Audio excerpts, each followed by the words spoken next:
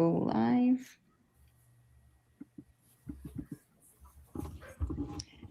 Welcome, everyone. Good evening and happy Thursday. We are here. We are back at Samba Kennels live again with my beautiful Samba family. I am going to wait a little bit so we can join everybody on Instagram. Just give me 1 second, okay? How are you guys doing, Samba family? Great. Perfect. Good evening, everyone. Hey, guys. Hi, guys. Good evening. We have a special guest tonight, and yes, we are live on Instagram. It's always a party when we're live on Instagram because I always have a hard time. I always have a hard time going live on Instagram because this StreamYard that I use is a beautiful platform to go live, but it's got so many steps for me to go live on Instagram. But we are here.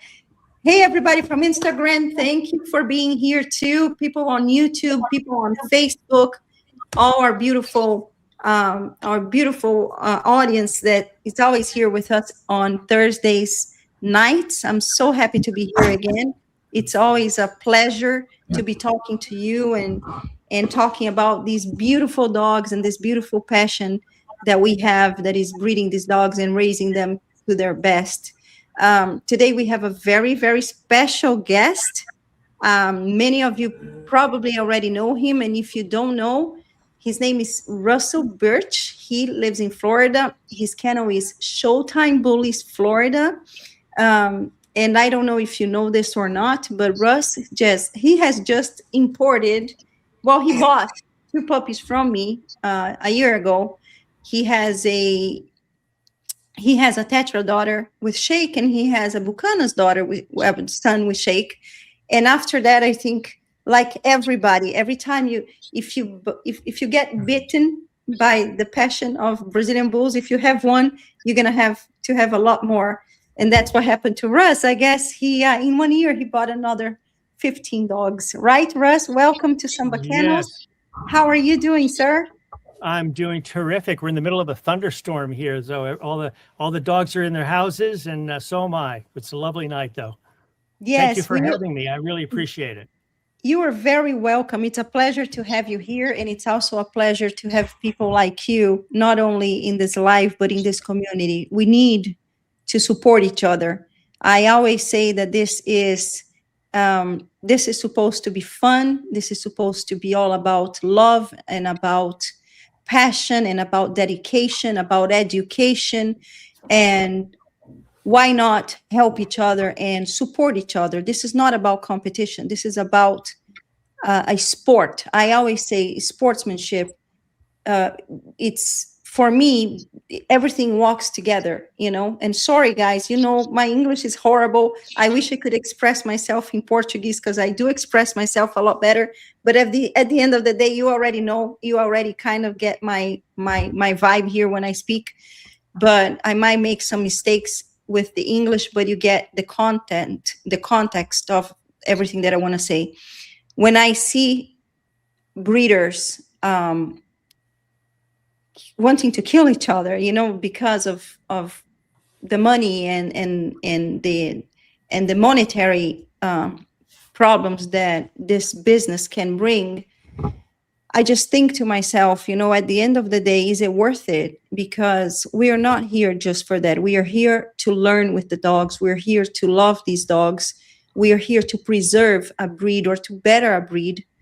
And I'm not trying to be hypocrite and say that we're not here for the money, because everybody that's here breeding dogs, and if you sell one dog, I've said this 1,000 times, you're here for the money too, because we are not millionaires, at least I am not. And we have to have some return of all that investment that we put into these dogs. But what makes this fun and what makes this enjoyable is not the money part, is the community of it, is the exchanging information, is the learning with the dogs, is seeing how they can outdo themselves in a production or in two, and how you can play with genetics. So today I would love to welcome Mr. Russ Burch here, because he has made a huge investment in the breed, and not just for the business part of it, but he's been breeding for so long. and he has such incredible facility. He has incredible process. He actually guides me in a lot of things when it comes to business, and I just want to give him the flowers that he deserves. Welcome, Russ. Can you please talk a little bit more about yourself? Because otherwise, I'm just going to be going on and on and on. So Yes, tell me a little I bit would love about your to. story. It's interesting right now on my phone. I'm getting pinged. Do you have puppies? Do you have puppies? 3 of them so far. So Yes, you're going to get a lot of messages now. yeah, thank you very much for facilitating this. And you know, reciprocally, I have to say that it was a pleasure meeting you and finding someone who has, you know, the depth of knowledge and wisdom that you have, especially coming from the Doggo Argentino world, as well as knowing the customs and the cultures of the Brazilian bullies and the breeders down there. And I have to say, I've been very impressed with everything I've done with Aurea, not only the quality of the dogs, but the time she takes to be kind to people in the community. It's rare that someone charters something like this and is honorable.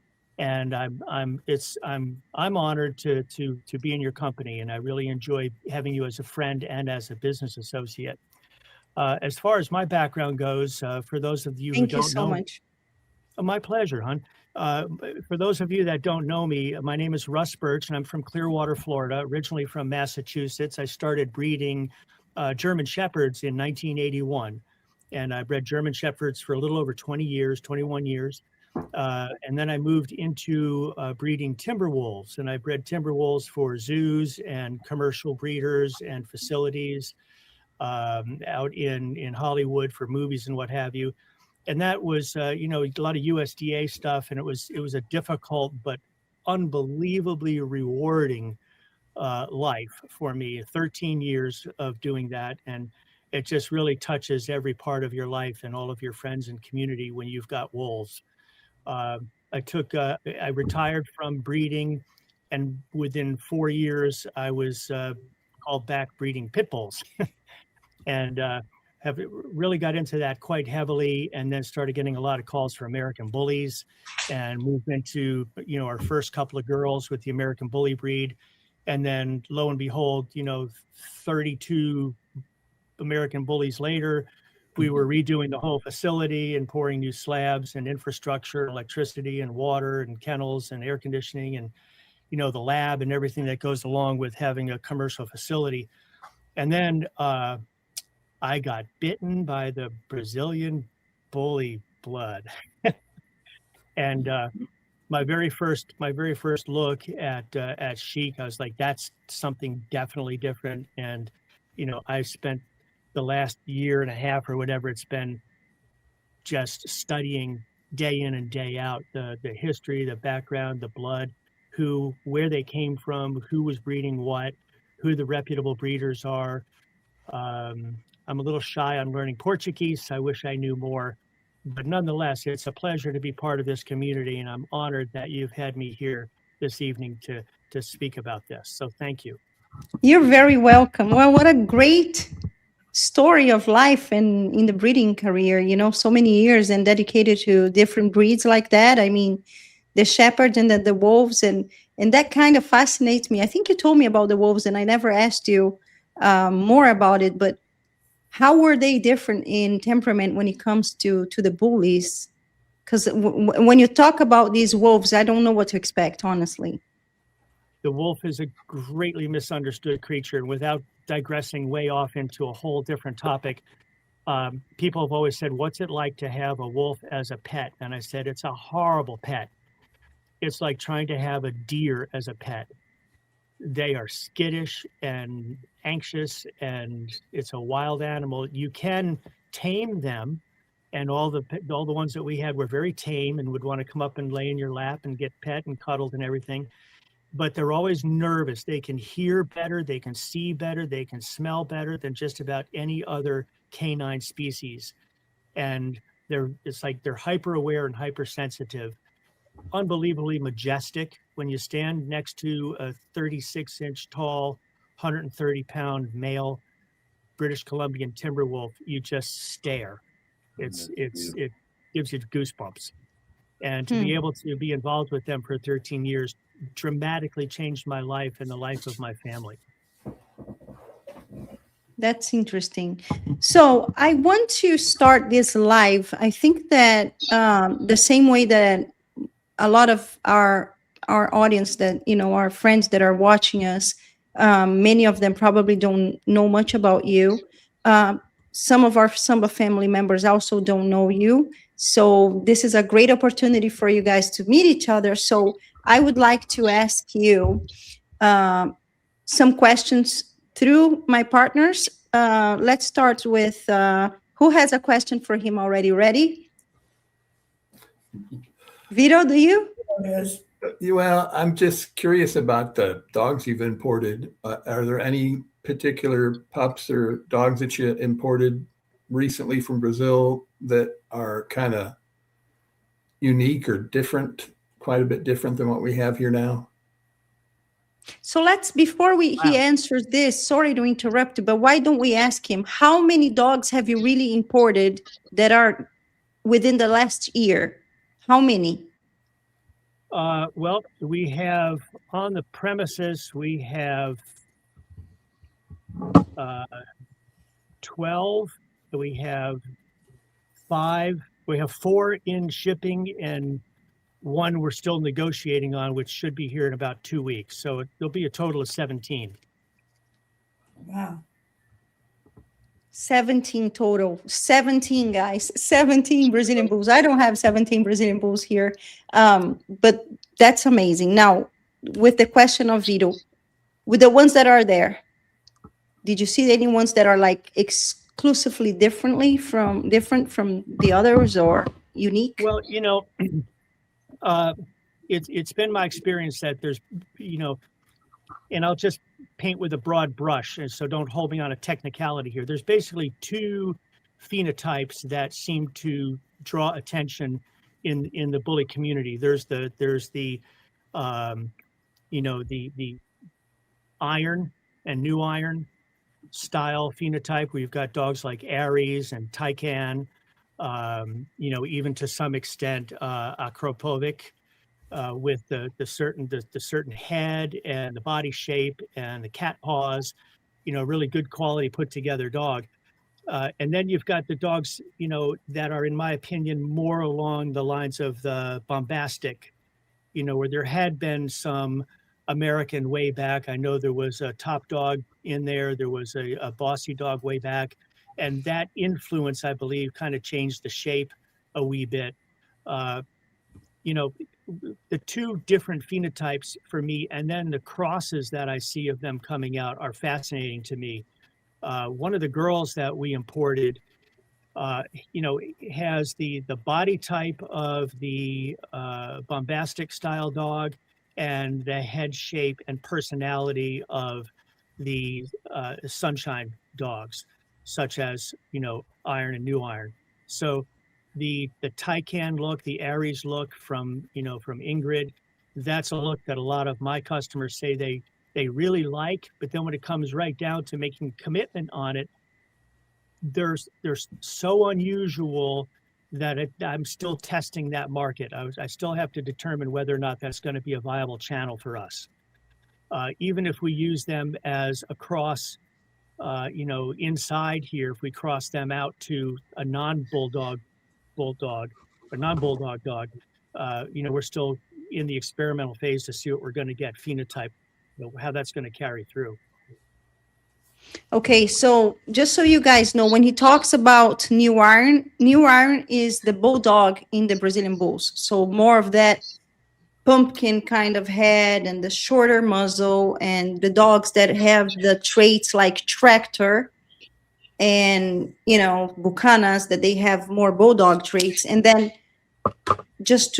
because most of my audience are familiar with my dogs, but not with the dogs that you talked about, some of them. So I'm just trying to illustrate. Bombastic is Shake's father, and Bombastic is son of a F1 bulldog female, which is Becca, that he also has new iron, but he has a lot of influence from King Wonka, which is a Bigfoot, bossy Bigfoot. and Top Dog Sugar Rush. Right. Yes, Sugar Sugar Rush. Rush. Yes, that's my Chuck Norris mama and daddy. So yes, so you're saying that even though they love that type of dog like Aries, and reminding everybody that Aries is a dog that is very, for me, he's very American Bully type, very American Bully type. Bombastic is more I'm of, talking about DWK's Aries. yes, DWK Aries. Yeah, I think he looks like a pocket. Is he the dog is he in Canada? Yeah, he is in Canada. He's a chocolate, really typey, bully looking dog. That's it. That's him. I'm gonna try to share a screen here to see if we guys can see it, but I'm not gonna Or promise. even better, Taycan. Yeah. Yeah. So Taycan, yes, he's more of the red style of dogs. I do agree with you, but I also see a lot of demand. Like I think I split clientele. Like I have the ones that really like my tetra shake kind of style, and then we have the ones that look more like Bearzilla for me Right. is a different segment of the Brazilian bulls. The ones that have the thinner and more triangular terrier type of nose, and the expressive masseters that don't really remind us of bulldogs. So I think that litter, that I also want to announce that Vito just received a puppy from us. He opted for one of our Cafeína and Mombrusso's puppy. These are very Bearzilla looking puppies. They will be, because there's like 3 times Bearzilla in it. Even though we have new iron too, they came out looking, the phenotype is very much more like the red dogs, the Bearzilla bloodline, which is the older style of pit monster or the Brazilian bulls. You know, that's how they really started Right. with that look, looking more, I would say, the terrier look and the bulldog look. This is how we divide them in Brazil. And usually the terrier look is more of the old school breeders that didn't like when they started mixing with the American bulldogs. So they say they are the purists. I don't know how to say, how to be a purist in a new breed, but that's what we kind of call them, to differentiate the ones that really like the red dogs and the terrier looking dogs to the ones, to the modern bulldog mixed dogs, because this is actually what worked for the extreme type of the Brazilian bull. Because remember, our standard accepts two types. The standard type, which is a lighter dog, it's like the classic in the American Bullies. And then we have the extreme type, which is like tracked or shake and all these bigger dogs from Brazil. Very good. Did that answer your question, Vito? Or do you want to have? Do you have another question for him? Because I know you like to. No, that's my kind of answer, because that's things I'm interested in. You know, the different types. Really, nobody's ever really talked too much about it. I'm still kind of learning, so I'm trying to study the pedigrees and kind of learn where these dogs came from. I like all that heavy muscled heads, cheeks, and tight skin, and the super, super velvety, short fur. That's why I like my new puppy so much. I was going to say, he's in love with Flex. Please go to Samba Midwest, follow him on Instagram and Facebook. Vito just got this new puppy and he's so in love with him. He's cash flows with Littermate brother. They're very similar. And because I don't want to make a mistake, I said, one of you guys have to keep this puppy. So he kept Flex and I have cash flow. And they're very similar. And I think both of them are going to be amazing. But they are more on the Bearzilla type of pheno. And I love to see how Vito is in love with him. He looks like a fur daddy. Yes. I love to see it too. Yeah, I've been taking him to work and all kinds of stuff. I'm really shocked. A lot of people really react to him, because when I look at him, he kind of to people that don't know any better, they're probably like looking and think, oh, that looks like a really pitty pit bull. Correct. But yeah. I mean, I have strangers that flip out over him. So Before we go to the next question, I am going to say hi to my beautiful audience here. I'm going to read some of our comments. We have always present Mr. Old School Nick. How are you doing? He's saying here, happy Thursday, Samba Bully Connection. Looking forward to the Russ Burch story. Thank you so much for being present in every live, Old School Nick.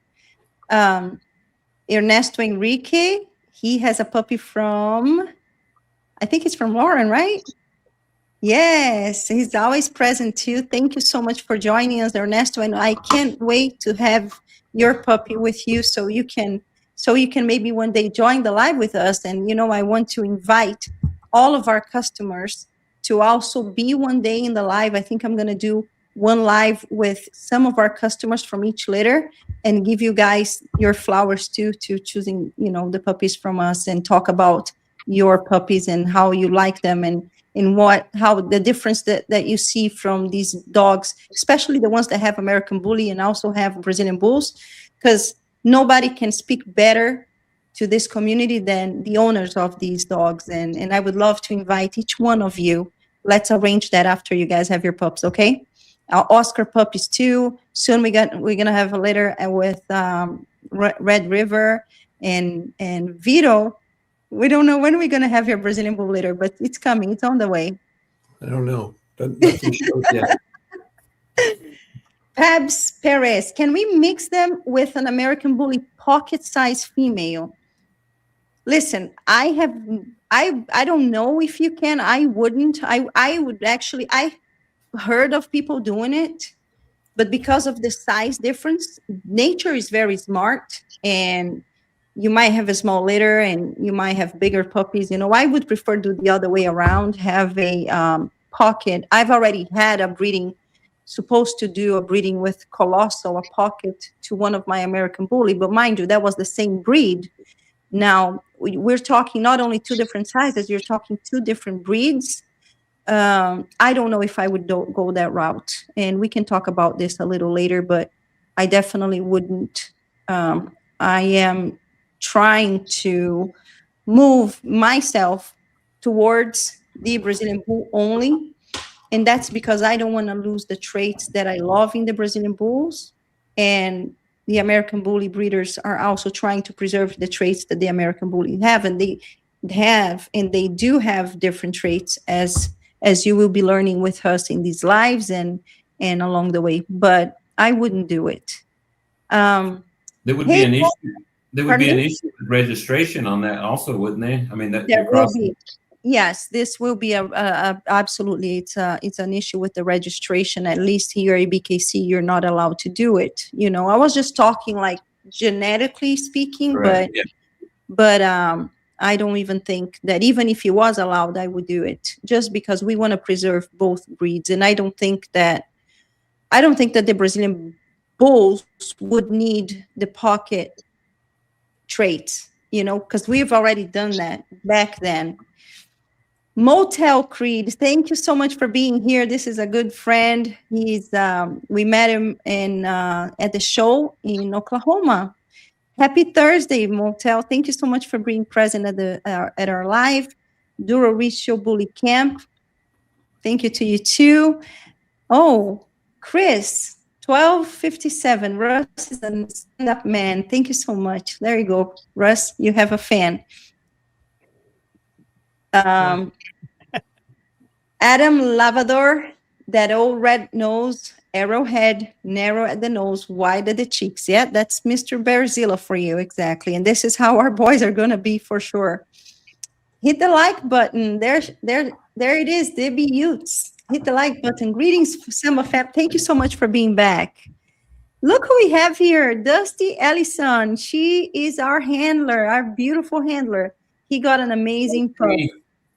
Yes, Dusty, she's talking about your puppy, Vito. I think Adrian so. Powell. Hi, Aurea, specialist in Trinidad. Hi, Adrian. How are you? Thank you so much for watching us all the way from Trinidad. We have people watching us from all over the world. So if you are here with us watching from another country, I want to make sure that you drop your name and the country, because I'm going to be happy to say hi to you. And let's go back to the questions here, and I'll come back to the comments in a little bit. So who is next? Lauren, do you want to do a question for Mr. Russ, or do you have one prepared? Or I can, if you don't, I can move to either Tony. I mean, I can always talk. So I was curious, what is the direction that you are planning on going with your Brazilian bulls? Are you going to try to cross them with your American bullies, or are you just going to do strictly Brazilian bulls and American bullies to American bullies?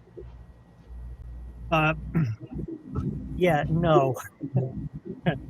Just to be blunt, I think it's criminal to put the two together. There's a reason why the Brazilian bull is the Brazilian bull and the American bully is the American bully. And I would no sooner cross it with a giant schnauzer. I don't want to, there's something to be said about the purity, the quality of what you get. And if you start messing with what you've got, you're going to end up with something nobody really, there's not that much of an interest in that. Some people want to play alchemy, they want to be a chemist and say, oh, I wonder what's going to happen if we do this and do this. And from my breeding experience, a fellow taught me 30 years ago, he kept talking about the click, the click, the click, the click. He said, you get this dog, it's going to click. And it took me a while. It took me until I had a litter that didn't click that I really realized what we were talking about. That's why the genetics is so important. Fortunately, we have really good quality American dogs, and the last thing I want to do is dilute that gene pool, which I've been working on so long to get the way I want it to be. Strong, athletic, taller, but still muscular and firm dogs with good color, good eyes, good characteristics, and good temperament. To go in and mess that up potentially by putting some other completely different breed of animal in there would be just remiss on my part. Fortunately, I have the resources to keep my Brazilian bullies intact the way they are, and the reason that I have as many as I have is because there are goals that I have in breeding that I want to make sure I'm able to accomplish by having like all the right spices in the spice cabinet, so to speak. So I hope that answers your question. The answer is flat out no. I'm not going to mix them at all, and I hope that nobody does. We agree with you. We agree with you. I want to make a comment before Lauren. Do you want to comment on what he answered? No, go ahead. I was just gonna say that mixing them in the beginning, and I did that, and I feel a criminal right now because no, I'm just kidding. Unfortunately or fortunately, that was the best way that we could bring them here to show their quality, to show their production power, and there was no other way because we didn't have a breed, and even ABKC, they didn't have a way of bringing them until we created a path to be able to bring them as what they are. So before people the haters start calling me a criminal, there was no way to bring them here other than the way that we did. And I actually, the couple of breedings that I did with American Bully or with the American dogs, there was a purpose, and the purpose was to understand their production power, to understand their transmittability of traits. And I think I caught that very well. And the more I do it, the more I say, I'm sticking to the Brazilian bulls. And this is why, even though I have dogs that are American Bully registered, I am going back to breeding to the Brazilian bulls. Or the Brazilian dogs, let's say it that way, even though, for example, I'm going to do a breeding right now that is American Bully registered to an American Bully registered, but they are both Brazilian bulls blooded. You know what I mean? So, and that's the way that I want to to proceed. And even I am going to try to see if I can register these litters as Brazilian Bulls, because that's what they are. Could I interject? Yes, sir. Okay, I'd like to clarify something. When I say about breeding that is criminal, what I'm trying to say is, for me, it's like if I just bought a Ferrari and I get it home and then I take a paint roller to it and paint it purple, I've diminished the quality of the car for me. If I just spent all of this time and effort and energy and money and research to bring these dogs into the United States, I'm going to keep them the way they are.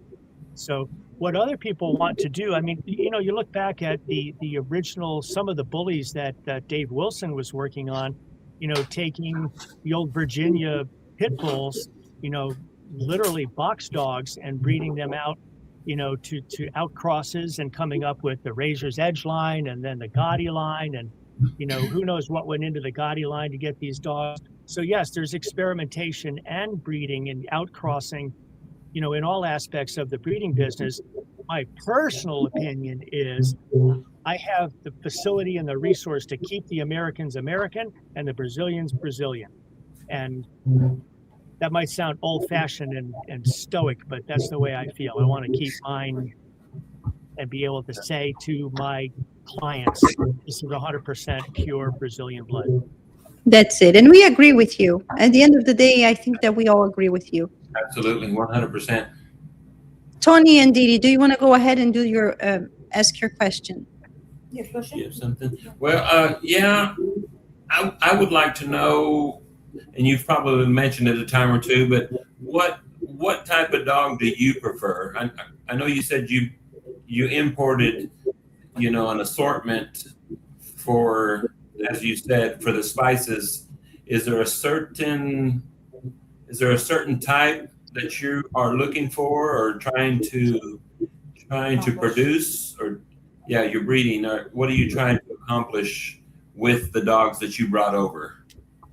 That's a great question, because in the beginning I was frustrated with trying to make a decision, and one of the reasons that I bought my first 4 dogs, and they were dramatically different because I really couldn't make up my mind.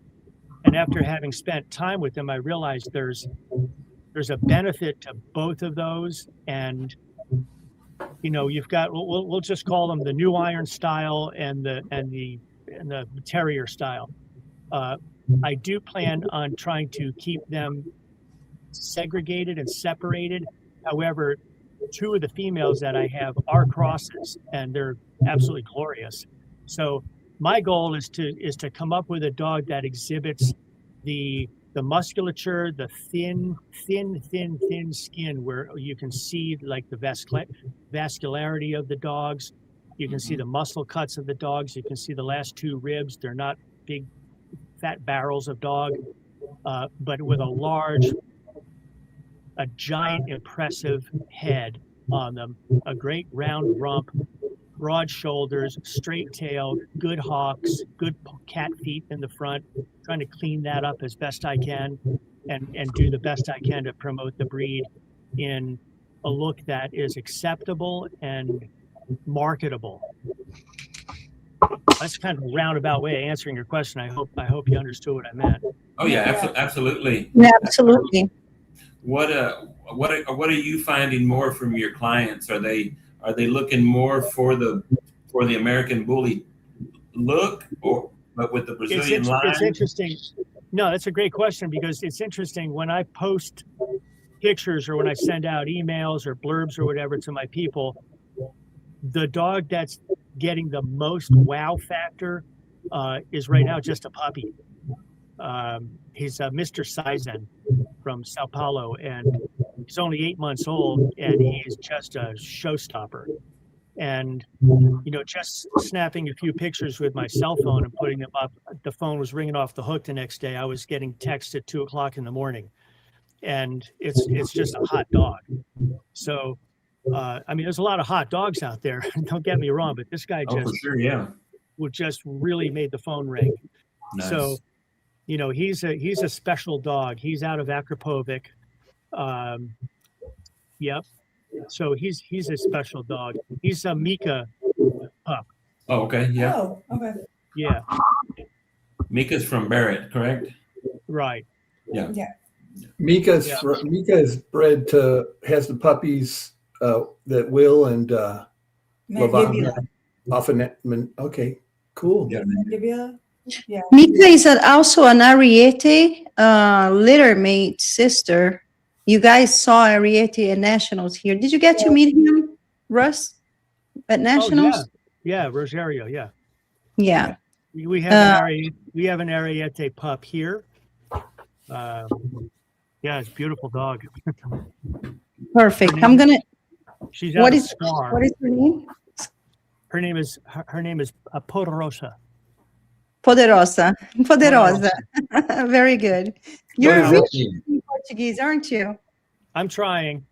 What does Poderosa mean? Muito Powerful bom projeto. What is it? Poderosa is the powerful Powerful girl. Yes, with Yes. an A at the end. with an A at the end. A female, the powerful girl. Yes, powerful. Cool. Before I go to Oscar, sorry. We have a boy. Rogério's funny, and his name is Big Dangerous. How do you say it in Portuguese? Do you remember? Grande perigoso. Yeah, Perigoso.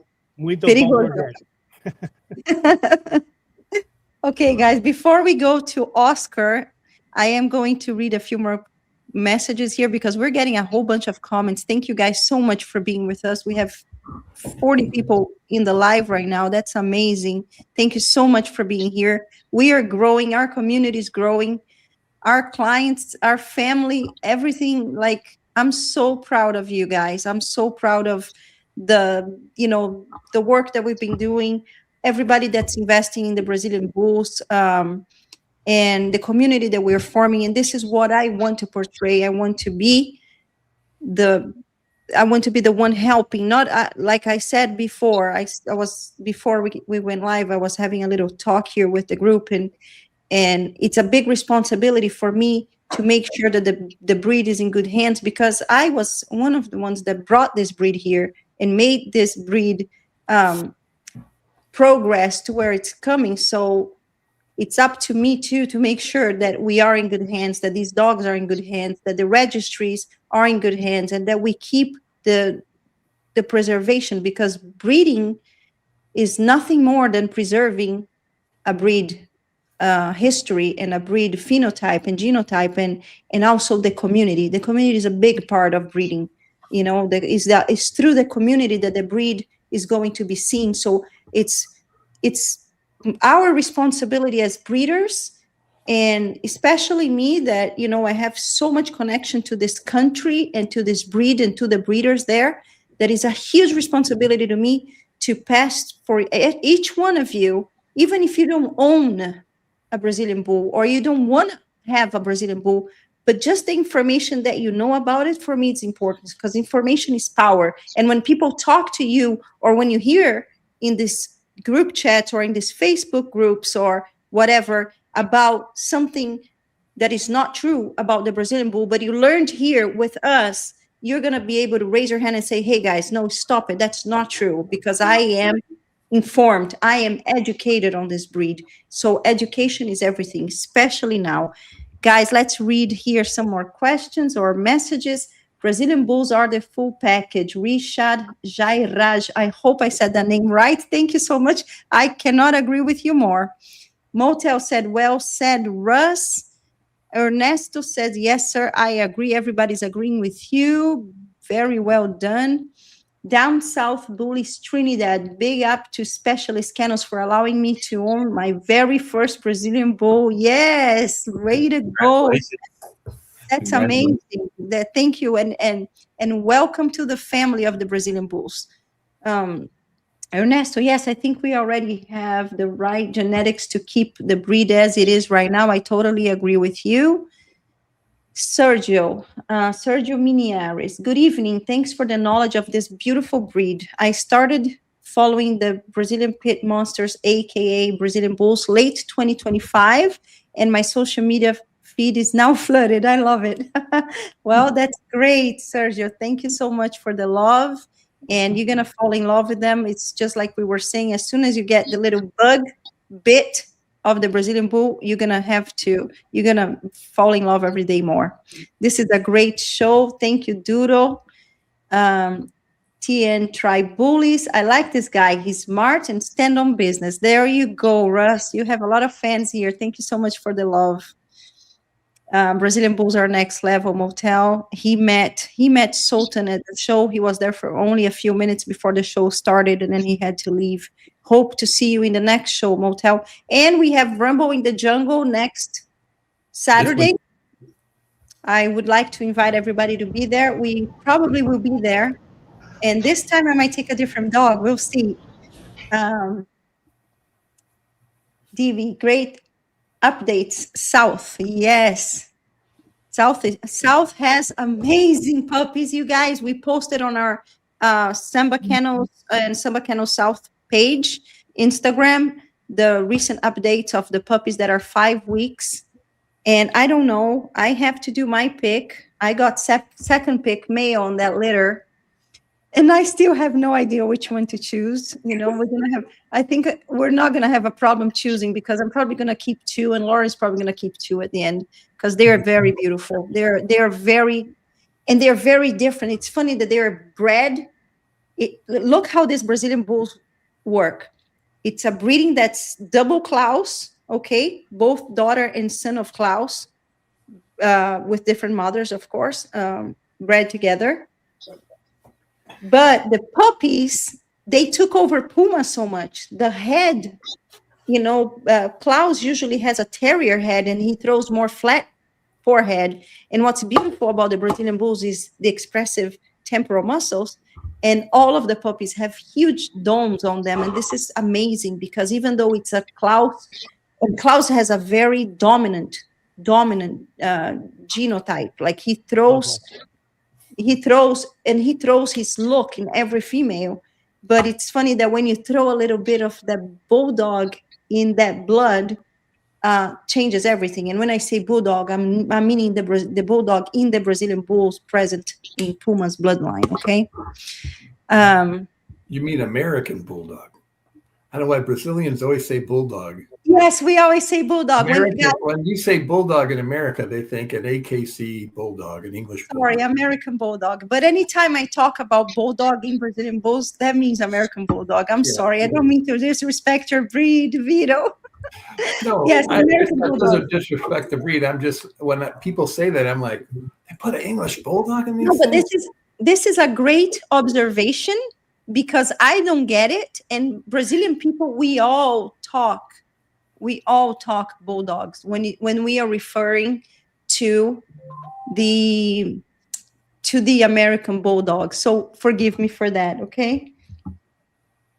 Let me make sure that I lock this, because otherwise my phone doesn't stop here. Yep, well said.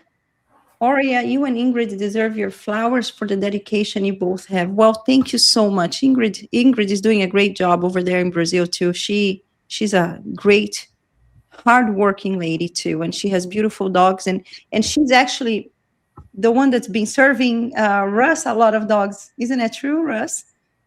Quite a few, yes.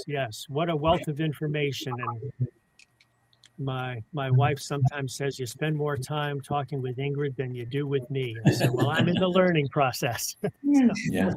Does she talk English to you, Russ? We translate. Okay, yeah. I know she can speak English. I don't think she likes to. Yeah. And I would love to read some comments on Instagram, even though the screen is so small for me to read. I'm going to be very quick, because I want to go to Oscar's question. I'm giving him time to formulate his question very well. Is Puma Brazilian Bully? Well, he's not a Brazilian Bully. He is a Brazilian Bull with American Bully registration. But he's 100% Brazilian, yes. Tripper has a expressive face too. That's on that's on Instagram, okay, you guys. Phil Soto says Tripper has an expressive face too. He's talking about a dog that is the first grand champion Brazilian bull in Brazil. He also said the body type of shake from LPK is amazing. Yes. Let me see if we have more. I saw a whole bunch of messages here, but it goes so fast because there's so many people coming through. Hey, Ryan, look at him. Welcome, Ryan. Did she mute you? Yeah, I had to figure out how to fix that. What's up, everybody? What's up, Ryan? Good Good to to see you. Hey, Russ. Where the hell do I get a wolf, dude? I got a lot of lag there. Repeat that. I said, where do I get a wolf? A wolf. Yeah, get in line. They're, it's not easy. That would be cool. Yeah, Class 2 wildlife permit and the whole facility and USDA. And yeah. Russ, and I don't know if it's like a community or not, but we live here in Nocona, Texas, and about 9 miles from here, there's this very, very little town called Montague, and there was a family there that raised wolves. Yeah. I mean, full Wow. of wolves. So I don't know if you're familiar with them, if it's like a community or. But Texas is different. Amazing looking animals. I did it for 13 years, and I ended in 2003, 2004. Mm-hmm. So it's been a while since I've been in that world, but yeah, there's not a lot of people who do that and do it well. Yeah, they had several. I do windshields for a living, and I went there one time and installed a windshield for them, and they showed them to me. They're very, like you said, very skittish. They kind of stand off back by themselves, stay away from people, but they'll definitely give you the stare down. Oh, and yeah. Amazing looking animal. Yeah. Well, that's amazing. I'm going to go back to the messages here on Instagram, you guys, just because we have some interesting questions or messages here. Bullies of 619 says, since they are not American Bully, do you believe that they should be in their own shows of only Brazilian Bull? Well, they already are. We already have a category or, a class just for the Brazilian Bulls. They are its own breed. They do compete against each other, and they go straight to best in show as any other breed at ABKC. Another message here is from Joe Cantu.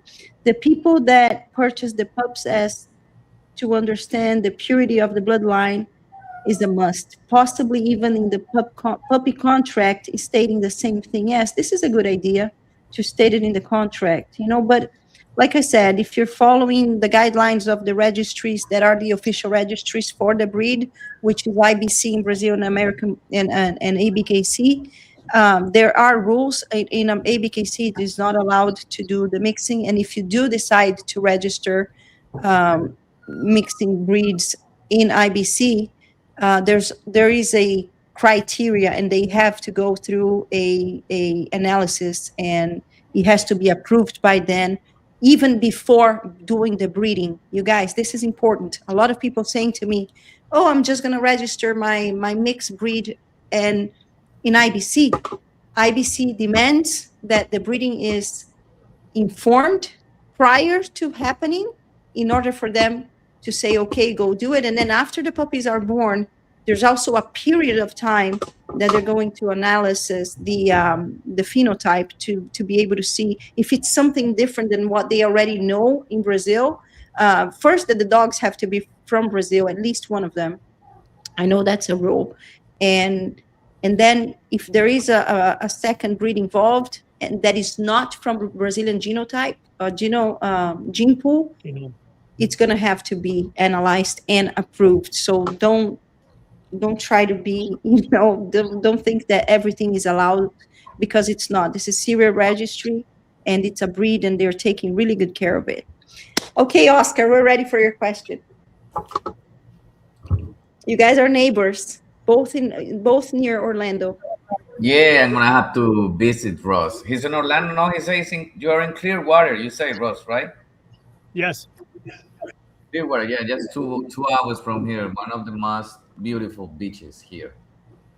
Ross, so I just got a simple question, like how many? Tell us a little bit more of those 17 dogs. How many females, males, age, puppies, adult females, and like if you have induced 17 dogs, do you have one that do you think is gonna be your best male, like your stud, and tell me about his pedigree if you have one. Well, I'll answer most of that question. Some of it's kind of proprietary information, but I will tell you this: we've got, as far as males and females go, we've got males. We've got 1, 2, 3, 4, 5, 6 males, and the rest are females.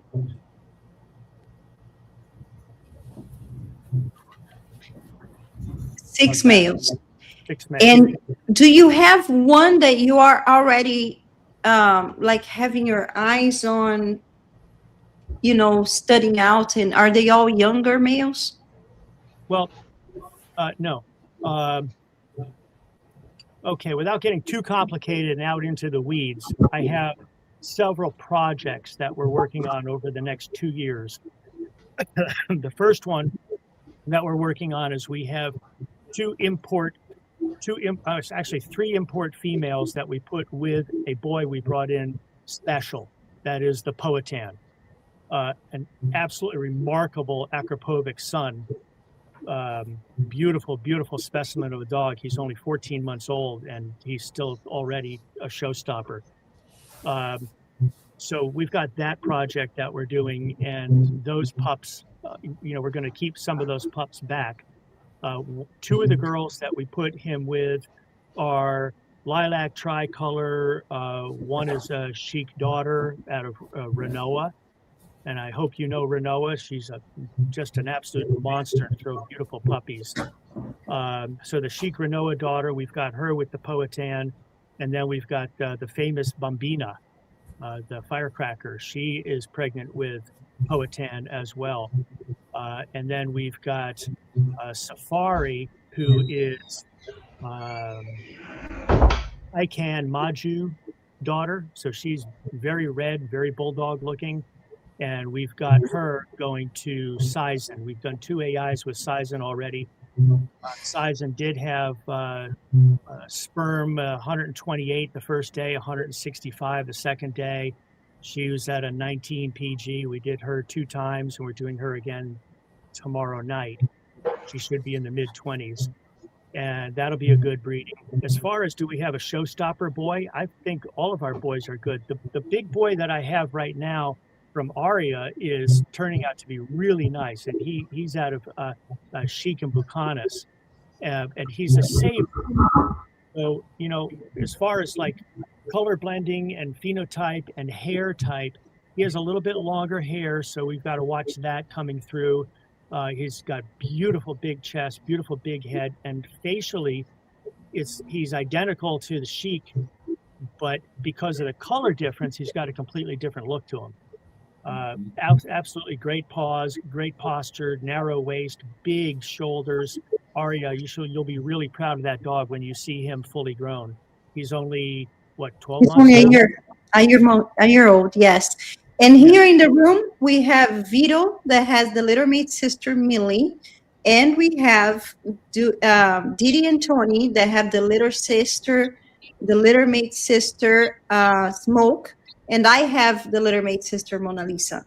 So we kept them in the family, and I think that it's going to be fun to see them grow because, like I said, these pups, they don't show what they're going to be until they're like 18 months old at least. You know, they change a lot. That's good. Yeah. Yes. Now, one thing that I want to ask you, it's my turn to ask now. One of the things that I've always done every one of the dogs that I've purchased from Brazil, because I know that this is a new breed, a lot of outcrossing. And I trust that a lot of the dogs that were used to the foundation of this breed were health tested, like Berzilla was health tested, I think. I know the new Iron was completely health tested. And I come from a breed that was a standard breed, Dogos Argentinos, but I got into a level of a standard of the protocols of health testing, and just because of the level that I was at, there was not much to achieve as far as phenotype, but I needed to always make sure that the genetics were appropriate and healthy, and I would maintain that quality to the standards that I kept. So when I started focusing in the Brazilian bulls, my main priority was to import very healthy dogs. So each one of the dogs, before I imported, and especially because I do have I'm a connoisseur of every system of Brazil and the breeders, and I'm also shipper. So it was very easy for me to demand that each one of these dogs, before imported, they were health tested. And then when they got here, I retested all of them because I wanted to have a parameter. And that's to make sure. And even having health tested dogs, we know that genetic diseases, they skip generations, 3, 4, 5, 6, sometimes 13 generations. And I know this because, like I said, my bloodline, my Dogo Argentino program was already a bloodline. We had 7, 8 generations in a row of health-tested dogs, and we would still have problems that would kick in health-tested, totally health-tested dogs. So my importance in bringing, my priority in bringing these dogs health-tested, already knowing that I'm going to have problems even having them tested, I see you bringing a lot of these dogs, and I also know that every breed has problems as much as we take care of them. So I don't know if you had them tested before you brought them, but what are your priorities when it comes to health testing, and how do you intend to apply the health testing that you probably already do in your dogs to the Brazilian bulls? How important is that for you, especially having so many individuals that eventually might have, and with the technology that we have here that they don't have there? For example, we have Embark. Right. And Embark, I'm going to give you a very simple example here. I'm not going to say names because I've seen people promoting litters of this individual that I wouldn't do without test both of, I have one individual that has one gene, recessive gene, that is a disease. I never seen a dog dying from it, but it's there and it could happen, And I've seen people breeding two half brother and half sister of this dog and not even knowing that this could be causing a problem to the puppies. So do you do Embark? Do you do hips or elbows? And if you don't, would you plan on doing it? Because it's a suggestion that I ask you to do it, because I know that these dogs may have some problems. So like any breed, why not? Since we have the technology of the Embark here, which is so crucial for knowing the genetic diseases, would you be using, or do you already use them? Yes, we've been using Embark for years. I'll say this politically the best way I can. I have for many years used Embark. We've done 4 of these dogs so far. I'm not sure I intend on doing the remainder of them because of the ambiguity of the results that we get back on the Embark tests. They say there's a 10% chance that this thing could happen, or a 15% chance that this thing could happen. and then we never see any manifestation of any of the issues. The biggest thing that we're really concerned about is, I mean, even if you do health testing to every single dog and every single puppy before they're sold, if you are just diligent about this, still stuff is going to slip past it. The number one thing we're working about is temperament. We really focus on the temperament. We've got dogs, and it's unfortunate we had to put a dog down 2 years ago because she was a 130-pound dog from Canada with some good bossy blood, beautiful dog, but was such a dominant dog in the yard that we had trouble. We could only AI her, and she would just cause so much trouble and was so dominant. We couldn't even give the dog away to anybody for fear it would injure somebody. And we're all about the safety and the temperament of the people that or the dog's temperament and the safety of the people that we put the dogs with. So just as much as we are involved in the health testing, we're going for confirmation, breed confirmation, good clean dog. And you kind of get to know the dogs after a while when they're exercising and running in the yard. You can see who's got the stuff and who doesn't. The MBAR testing, we do it. Yes, we do. But it's not the thing that keeps me from breeding a dog or stops. I shouldn't say that. It doesn't make me want to breed a dog just because it's clear. The things that are more important once they're clear is genetics, the confirmation to breed type, and personality. Yeah, I agree with you that temperament is my number one criteria too, because, especially as a breeder, I always say, if I sell a dog to a client and he has a heart problem for some reason, we find out that the dog at 9 months old, the doctor figured out that he has a genetic failure on the heart or something. It happens. I'm sorry? I've been fortunate enough that in the hundreds of puppies sold, I've had 2 dogs die. One was from eating weed killer that had been sprayed on their lawn, and one was from heat stroke. Yeah, that's a good number. I mean, no physical problems, no health issues. Awesome. I'm just really fortunate. Yeah, but like I was saying, if us as breeders, if we have the misfortune to sell a dog that it's out of our control, that in the future comes up with a health problem that's like a heart failure or a hip dysplasia or something that is very bad, and we can always replace that dog, and we can, but if you sell a dog to a family and that dog turns out to attack the child of the family or kill the neighbor's dog or gives them, it's such a big liability. So this is why, for me, as a peace of mind, having my dogs, with great temperaments, it does not mean that the puppies are going to be amazing temperament like their parents, because it also, the environment is very important in forming the temperament of a dog. But we can rule out most of the cases of, human aggression is absolutely no in my yard. And I mean, an absolute no. Let's go back to the questions, because I would like to I don't know if you guys have more questions to ask Russ or make some comments about what he answered. Let's go back to Vito. He was the first one. Do you want to say something? Or question or comment?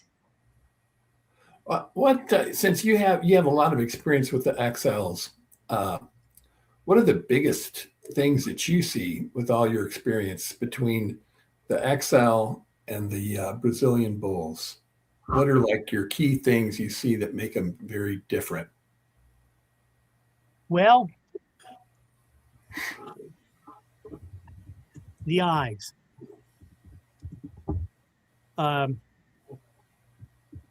All dogs have special eyes and look into your heart and look into your eyes a certain way. And the thing that just struck me the very first time I started hanging around with the Brazilian dogs were when they looked at me, there was almost like a shocked look in their eyes, like like they wanted more interaction from you. And it's really hard. I don't even know how to put it in words. There's a look there. You know, everybody's got a type. Everybody likes a certain style of everything. And when I started working with these dogs, they just struck me as being like the next greatest thing that I've ever met. And I just was head over heels in love. It's nice. They're just hot to look at, you know. They're cool. Yeah, I know. I tell these guys, I'm like, my only goal, because I bred, you know, I bred American Bulldogs for so long, and I bred show dogs, working dogs, all that kind of stuff. But with the Brazilian dogs, I just want to produce a monster, a freaky monster, or what they call the wow factor dog. But I know what you mean. Like I have the two girls that I have the sister to your dog, and she's sweet. She's really a sweetheart. But she's kind of like a cat in some ways. She's sweet. She has a great temperament. She just she thinks the world revolves around her a little bit more than the other one. The sun sets on me. Like when I look at her, I can see her pupils look like they have little hearts instead of circles. Yeah. Vito, there's a question here that I want you to answer. Let me go back here. Treasure Piece Kennels. How do you know which genes are recessive or dominant? Well, it just depends. You know, a recessive trait, if you want to express it in your puppies, you need that on both sides, because two recessives produce recessive. A dominant, some people don't, they think dominant means it dominates. It just means it carries both traits. So like in most dogs, red, like a non-brindle red dog, fawn, red, brown, you know, no brindle, that's a recessive color. And so if you breed two of those together, the whole litter is going to be red. It may be some are fawn, some are dark red, some are brownish looking, but they're non-brindle. Same goes with like a tri. You know, you got to have a carrier of tri on both sides. If they're both tris, then the whole litter will be 100% tri. Same with the chocolate pigment, that's recessive. The Merle is dominant. It inherits dominant, so you don't need two dogs with it. You just need one dog with it. So there's just a million other little things that we know of, and then some we don't know about. Vito, do you mind, we're talking about genetic diseases. So when it comes to diseases, how would you explain that to them or illustrate? In my breed, the things we can test for are like a skin problem called ichthyosis. I kind of eliminated it in my dogs because my bitch that I inbred on, she wasn't a carrier. At that time, they didn't have a test, but I inbred her twice. And then the last time I bred her to a double grandson. And I never had it in any of the litters. She had 4 litters. I never had it. And so now we have tests. So if you have dogs that are affected, they'd have it. And then you have a dog that's a carrier. So if you breed 2 carriers together, there's a 50-50 chance you're going to produce more carriers, and then you could produce a dog that's affected. So in this breed, I'm not so sure exactly. I know they do sometimes can get ichthyosis. I think pit bulls can get ichthyosis too. Ichthyosis is a weird thing. You can see it in a puppy at a young age. They produce too much oil and their skin kind of flakes and their fur looks kind of moth-eaten. It's not something that will kill the dog ever, but they smell and they're always dirty because they excrete too much oil. So they'll pick up all the dirt and their coat looks moth-eaten. And then now we have a new thing that we never knew about before called HUU. I think there's other names for it too. It's like a kidney stone disease. Some dogs will get too many kidney stones in their kidneys. And if it gets really bad, they may need an operation to get rid of them all. So, but being practical, so what he means is, independently of the diseases, how do you know if the genes are recessive or dominant? How I understand it, If it's recessive, the dog carries it, but it doesn't express it. Either if it's a trait, a physical trait, or if it's a disease. Now, if it's dominant, it expresses it, or it may express it. For example, in one of these diseases that he said, if both parents carry it, the puppies, all of the puppies are going to have it. If they're both carriers, but they're not dominant, the puppies are all going to be dominant.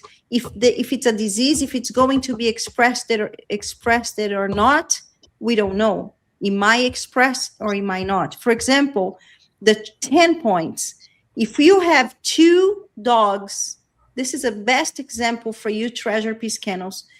If you have 2 dogs that are 10 tri-carriers, we say the AT-AT, which means they're supposed to have the tri-points or the 10 points visible. 90% of the times you're going to have the litters having the tri-points expressed, meaning they're all dominant. But I've seen situations that when they are white, or when they are some sable colors, or if they carry cream, it washes out the 10 points. You don't see them, but they are there, meaning they are dominant, but they are not necessarily visual, but they are there. They will act genetically as a tri-dog. If they're producers, they're going to be producing as a tri-dog. Am I right, you guys? Tri is recessive. So if you have 2 dogs that are carriers that you breed together, then it goes down to the Punnett square. You can get some that don't, and then you get some that do. But if you have 2 dogs that are themselves both tri, the whole litter will be tri, because that's recessive. And when you take recessive bred to recessive, produces recessive. There you go. I'm not that technical. Like you can have a red dog or a black dog that carries tri, but he's not tri, but he carries it.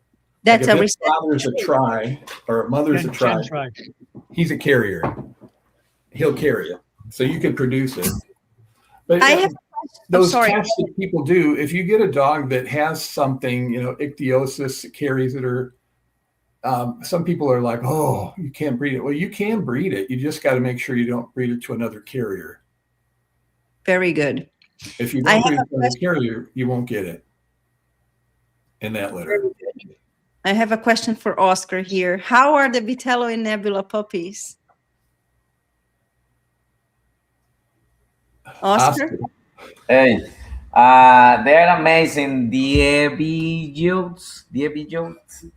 They are pretty good. They are growing, man. They are doing amazing. I just don't want to show like little puppies like everybody. I want to show them when they kind of pop up, kind of when they look like something special, and they will probably next week. So we're going to be working on some material and update for them. But they're amazing, man. They're really good. And we're almost sold out, you guys. Yeah. By the way, we're almost sold out. So you're looking for, we just have 1 female available, and then 4 males. Yes. The females are almost sold out. They just turned 4 weeks today. They're beautiful.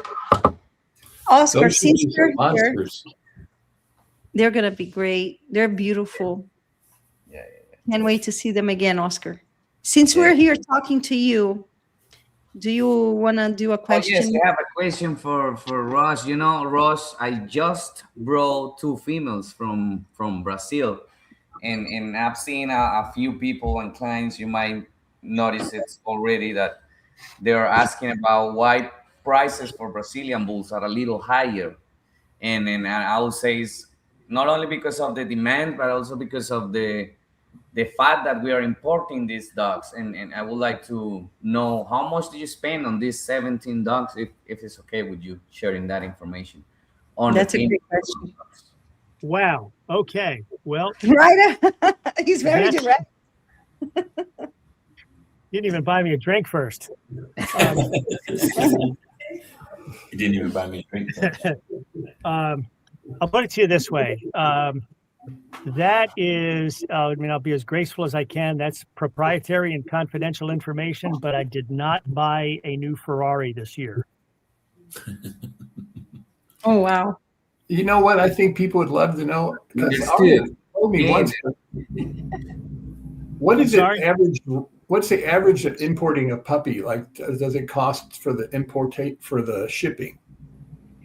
Anywhere between 2,000 and 3,000, depending on where it's coming from, the size of the dog, who else is on the load. I mean, you know, really the best person to talk to about shipping is Aurea. You know, with her doggo jet and her experience in shipping, I'm sure she could, you know, give you good information. Well, for her. my prices are not that low because I was going to say that. I don't know what Ingrid does, but I know what she does, but I don't work like her, and I'm not criticizing how Well, she does it. I just do it. It's not even Ingrid that sets the prices. It's, you know, the other. No, it's the guy there that she works groups. with. Yeah, well, there's a half a dozen of them, and it's like a little cartel of shipping. And you know, they'll wait until they've got 6 dogs and then go, or 8 dogs and go, and then split them up when they come over, and they take different paths. That's the difference. I don't bring more than 1 or 2 at the same trip, and that brings the price up. Keep in mind, Aurea, that he's bringing 17. So, of course, he gets the best price in the market, too. Because, you know, I paid 34 for Nebula and then 24 for Hope, but I pick up Hope in Mexico. So that's what I saved, that $1,000. But, yeah, that's kind of the price. There are a lot of people down there that are very hungry for a shipping job. So if you're willing to wait, sometimes you can get a really low price, but then you're risking how the dog might be transported, you know, in a very small container in a very hot van for 2 days across to Texas, through Louisiana, down into Florida. Into So, Mexico too. And they drive through to Mexico, yeah. So That's you know, that's you get what you pay for, but there are people who are willing to do a good job for a fair price. yeah. I don't work. I have that to see, Nebula came because, you know, Nebula was 40 days pregnant by the time she traveled. So she came in the cabin all the time. She came as a service dog in every flight, so she didn't struggle. You know, we want her to come as a VIP too, kind of, you know. So just because of her pregnancy thing. Yeah, and that's another thing. You know, I travel a lot of pregnant females, and my priority is to get them here as soon as possible. They don't travel with other dogs. They don't go in cars for 30 hours with 30 other dogs. I have imported once in this cheap route because I wanted to try these guys and see. Never again. The guy dropped off 1 dog here. And I'm not saying that that's what they do, but there are people that are working like that, and that's why they're charging cheap prices. My customer is VIP. My dogs, you know, they will demand very exclusive trips, and I also never put the dogs in risk like that, because I know you can make it cheaper, but the risks are very high, and I've seen some ugly things happening in this route. So I try to be as my motto is safety for the dogs first and foremost, safety for the shipper, safety for the buyer and the seller. So my prices are from 38 to 4,200, 38 for 4,200. That's depending where you live, because depends on the distance traveled within the US too, because I do only flights. I don't do car, so they're flying all the time. I guess I'd like to also add, as far as the shipping goes, I'm a pretty good negotiator. So when it comes time to bring dogs in and I say, yeah, I can't do that, and make them shop harder for someone who can do it. And sometimes what that does mean is that for the air flight, instead of shipping 1 dog at a time, they'll wait until they have 4 dogs and then ship them all on the same airplane and then distribute them to the van drivers. So part of that is, digging my heels in, saying, if you want to bring your dog up here, this is what I need to pay for it.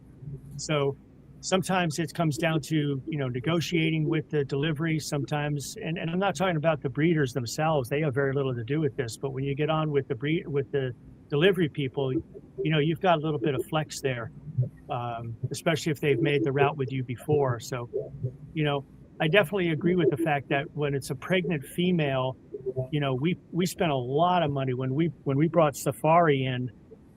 That was an expensive deal. She was pregnant with Lacoste, and that was a very, very valuable, very expensive transaction. And that one was a one on the plane, one in the car, direct to my. And how much was that? Do you remember? I'd like to just keep that. That's An average. It was much more, right? Yeah.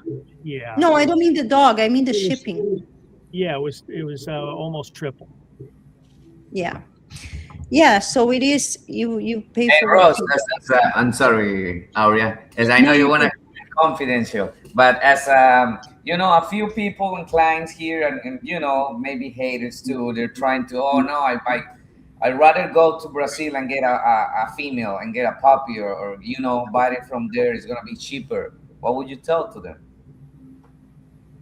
Not everybody down there will talk to you when you reach out to them. There's a great code of ethics. I mean, there are people who will pick up the phone and sell you anything they've got in their backyard, but I don't deal with those people. It's like buying a car. No, but I mean, me neither. I'm just like, what would you think? What do you think about these people that thinking that, oh, I would just go to Brazil and get, or not go, because most of the people are afraid to go. But I would just buy a puppy or a dog from Brazilian Bull from Brazil, instant buy it from you, from us, that the puppies are already here. If that's what they want to do, that's their prerogative. Money, Sorry? If that's what they want to do, that's their prerogative. They can do whatever they want to do. If they asked me what my opinion on it was, I would say, why would you want to go and reinvent the wheel when I've already networked with the people, know who to trust, know who not to trust, know what dogs are good, know what lines work out, know what they look like, have met the parents. How do you, if you want to just wing it, go ahead. That's like closing your eyes and throwing a dart at the wall. Good luck to you. If it works out, I'm happy for you. Yes, definitely. I will tell them that they are not really involved in these things. Right. What I will say is like, bro, it's not gonna be cheaper. It's not gonna be the way you think, And if it is that cheaper, maybe you don't know what you're getting. And honestly, I don't have customers like that. I don't have people who are looking to nickel and dime the stuff and figure out a way around the system. I have people who are interested in bringing an amazing dog into their life. Either one of my affiliate kennels is looking to expand what they do for their customers, or some of my customers are interested in bringing in a second or third or fourth dog from my kennel, and they count on me to provide concierge level service, to provide experience and judgment, and make a good recommendation for them for the next 12 or 13 years in their home. So they count on me for that. And I really don't have people confront me with, can you do better on the price? It doesn't come up. That's good. I saw the other day somebody comment on Facebook, oh, just go to Brazil and get yourself a female. It's for like $3,000. And I'm like, no. Yeah, that's what I'm saying. I mean, I didn't have a customer like that, but just I was referring to that kind of. That I have seen a lot of comments on all over the and people in Brazil say that's my fault. Some are really happy at me and some are really mad at me, because the buyers are mad at me and the sellers are really happy at me, because they say that's all your fault. You inflationated the prices of the Brazilian dogs, and I said, well, that's good, because that was the whole point of, creating demand and creating this urge and this necessity for these beautiful dogs, because they are exactly what we want them to be. Somebody asked here, are the allergies in Brazilian bulls less common than in the American bullies? I believe so, because we have less diluted we have more outcrossing and we have less diluted colors. So automatically, I have much less allergies in them. Russ Gash, getting a wholesale ship rate. That's true. Puppy fever, cute pup, Samba South. Shay, oh, how do you read that? Can you help me, anyone? Shay Yearly, is that correct? Earl. Shay Earl, 375. But aren't most of the dogs there related? So most people have similar blood in Brazilian. No, I think what you are, Earl, what you are saying is actually, we have a lot of outcrossing, but we have a small gene pool. Within each gene pool, we outcrossed a lot. Yes, there's some relation, like we have a small gene pool, but when you have a breed that is new and you have two breeds that are forming it, or three, it's more outcrossed than it's actually very safe relationship wise. Just Shay. Okay, Shay, thank you. Go ahead, Oscar. Just keep a questions, Aurea. Someone asked if the Samba's branches were all in Texas. Oh yes, somebody asked this up here. Where is it? We have, oh, there it is. Adam Lavador, are 3 of the Samba Kennels based in Texas? Yes, the headquarters, Samba South, near here at 40 minutes from us, and Samba Red River near the Oklahoma border. And then we have Vito Midwest in Missouri, and we have Samba Kennels Florida in Orlando. Okay, Lauren, do you want to, do you have any other questions for Mr. Russ? Sure. When did you import your first Brazilian bull? What year? It's just a year ago. Actually, it was mine, wasn't it? It was the Bucanas puppy. Import, the first one I purchased was from you, the Bucanas puppy. The first import was about a month after that. Oh, really? There you Yes. go. Cool. And Tony and Dee Dee, do you guys have any questions for Russ? I do. And if Russ don't mind, what does your team and facilities consist of? I mean, you said you have is it a pretty big operation? What do you have? Do you have your own vets? Or do you do a lot of the? That's a great question. We have 3 full-time staff. We have 2,000 square foot climate-controlled whelping room with different boxes. We have staging areas in another area that's both heated and air-conditioned, are indoors for girls in heat.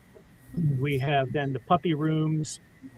We've got outdoor puppy play facilities. Then we've got 42 or 44 kennels on raised concrete, polished raised concrete with everybody's got their own high velocity fan and stainless water buckets and dog houses, and it's a lot of work.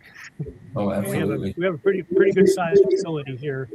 One of the interesting things about people always ask me, what does it take for customers will say, what does it take for me to get into doing this?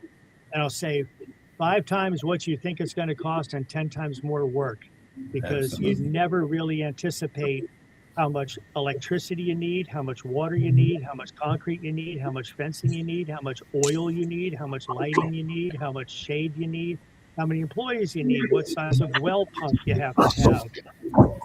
4-inch wells at 70 PSI with 1-inch hose.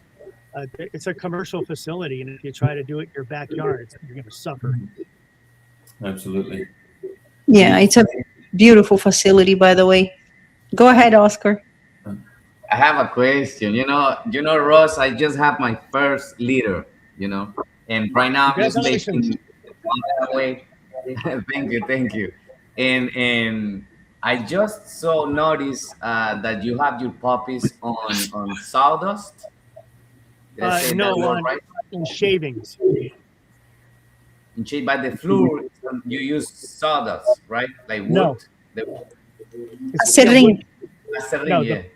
shavings. No, here's our deal.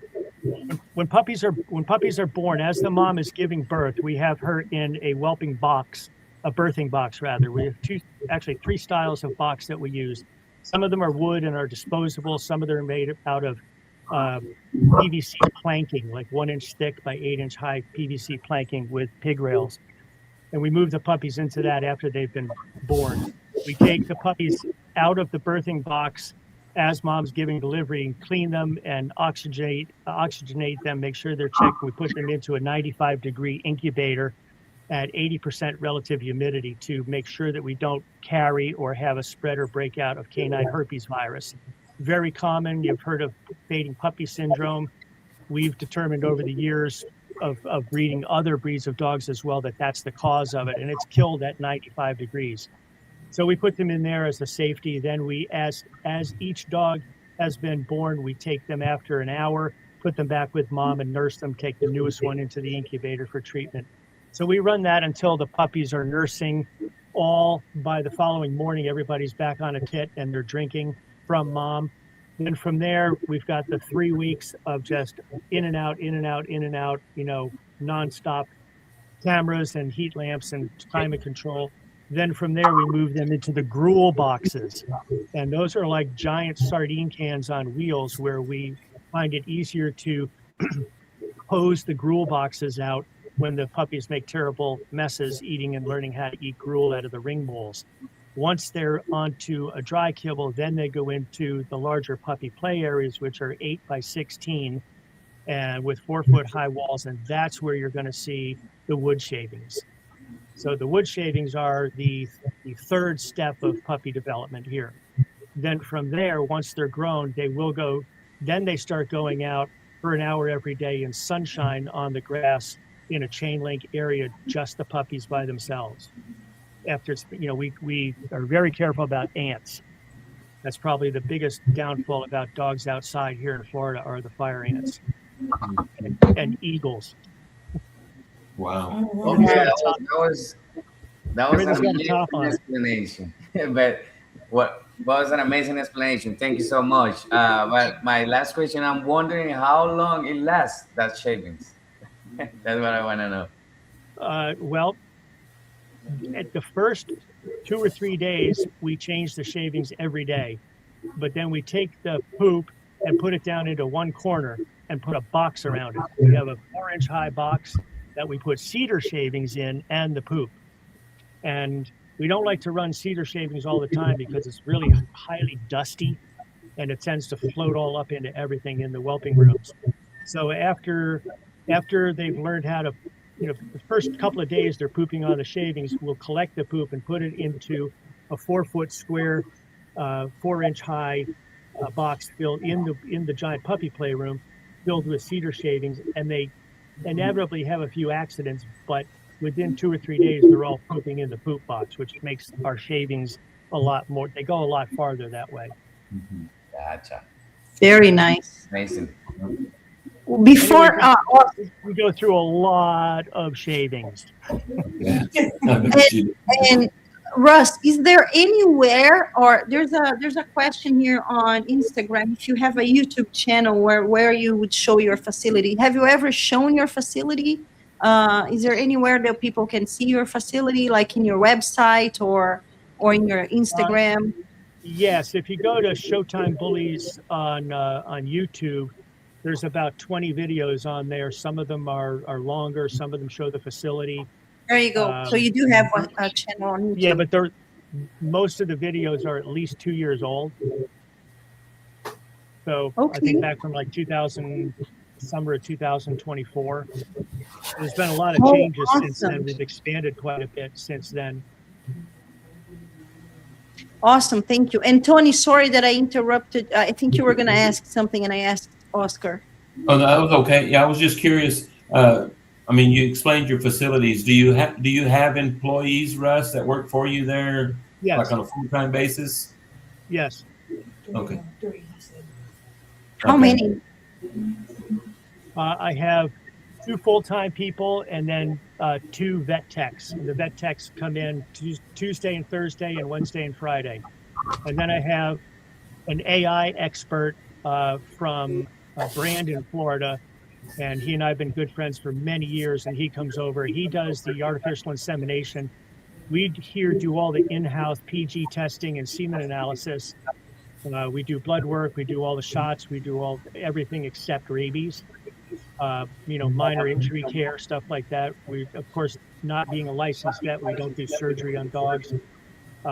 We have an outpatient facility in a neighboring town for ears with a vet that we use.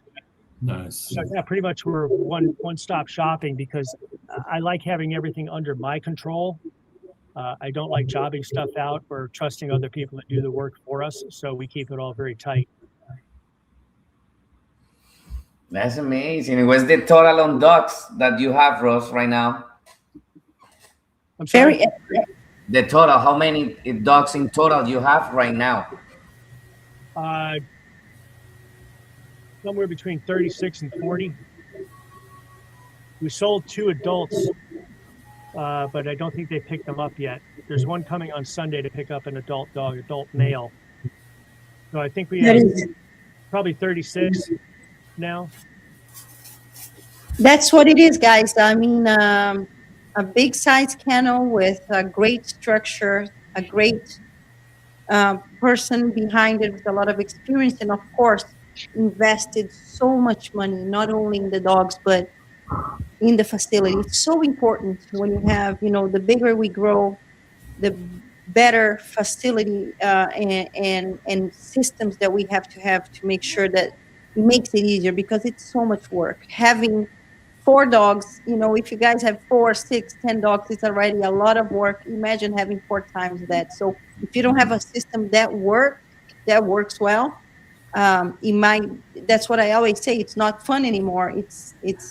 It's hell instead of being heaven, and you want to make sure that you make this something that's more like heaven. I have a very important question here from MTM Kennels in Instagram.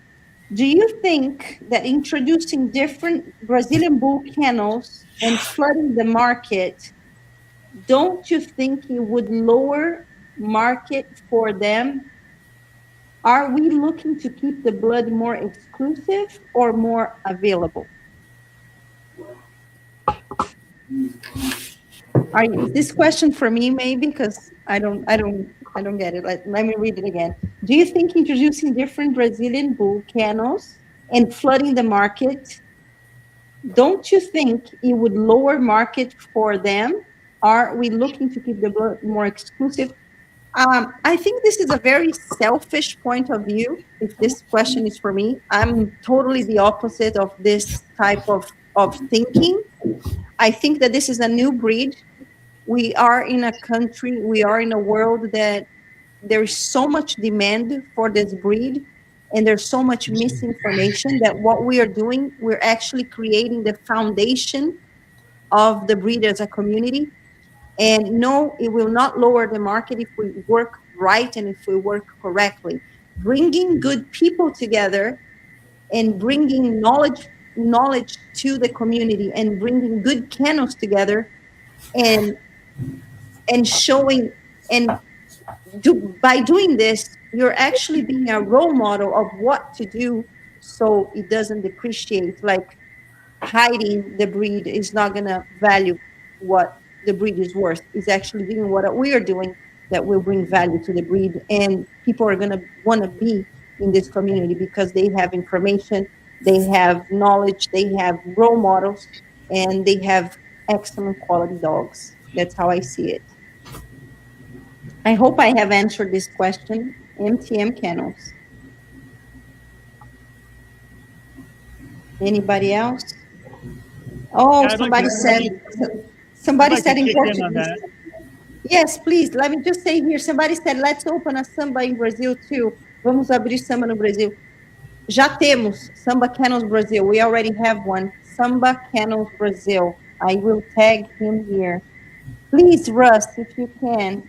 Yeah, on the last question about diluting and oversaturation of the market, that happened in the American Bully line just in such a substantial way. I mean, since the COVID, when everyone was gobbling up these dogs as fast as they could, it was, unfortunately, there were a lot of breeders, some of the pillar breeders in the community of American Bullies were promoting almost like the pyramid scheme concept of, if you buy 2 dogs from me, you're going to make a lot of money.